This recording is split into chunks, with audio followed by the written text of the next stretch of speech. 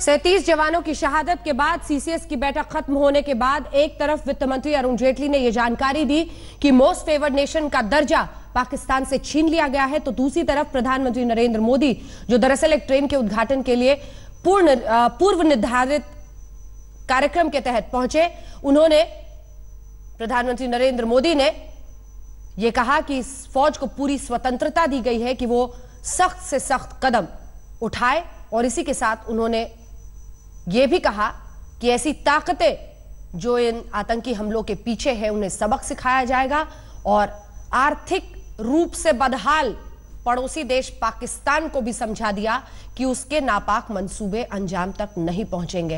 लेकिन सवाल यही है कि हरी झंडी इस ट्रेन को दिखाई जा रही है, लेकिन लाल झंडी कैसे आतंकवाद को दिखाई जाए, इस पर देश की नजर है। देश में गुस्सा है, आक्रोश है, पीड़ा है, दर्द है इस बात पर कि 37 जवानों की शहादत यूं ही व्यर्थ न चली जाए। आतंकवाद का जो ढांचा अभी भी जैश जैसे आतंकी संगठन पाकिस्तान की सरजमी से चला रहे हैं, हिंदुस्तान में 37 जवानों की शहादत, इन सब पर ठोस कदम का देश को इंतजार है। क्या ठोस कदम होगा, सीसीएस की बैठक में क्या फैसला लिया गया, जाहिर तौर पर उसकी जानकारी ऐसे नहीं सार्वजनिक रूप से दी जा सकती है। उरी हमले के बाद भी सर्जिकल स्ट्राइक की जानकारी आतंकी पर जब पीओके के तमाम पैड्स को नष्ट कर दिया गया, उसके बाद ही उसकी जानकारी दी गई। लेकिन इन सब के बीच दो तस्वीरें जिनको देश समझने की कोशिश इस वक्त कर रहा है। सभी खास मेहमान हमारे साथ बने हुए हैं। मोस्ट फेवर्ड नेशन का दर्जा सुशांत सरीन जी, लंबे वक्त तक हिंदुस्तानियों के दिलो दिमाग को कचोट रहा था कि आखिर ये पाकिस्तान जो ऐसा छद्म युद्ध हिंदुस्तान के खिलाफ कर रहा है, उसको हम कैसे मोस्ट फेवर्ड, आज जाकर ये कदम उठाया गया है। दूसरी तरफ फौज को पूरी तरह से स्वतंत्रता का पैगाम, संदेश, कैसे देखते हैं आप इसे?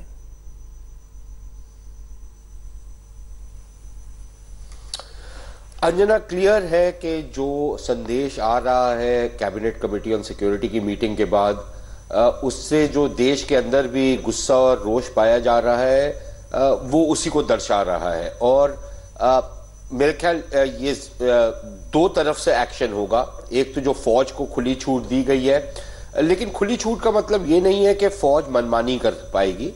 और जो सिंह साहब कह रहे थे, वहां तक तो मैं उनसे एग्री करता हूं कि ये आप फौज को एफआईआर वगैरह खोल के मुलव्विस नहीं कर सकते झूठे केसेस में।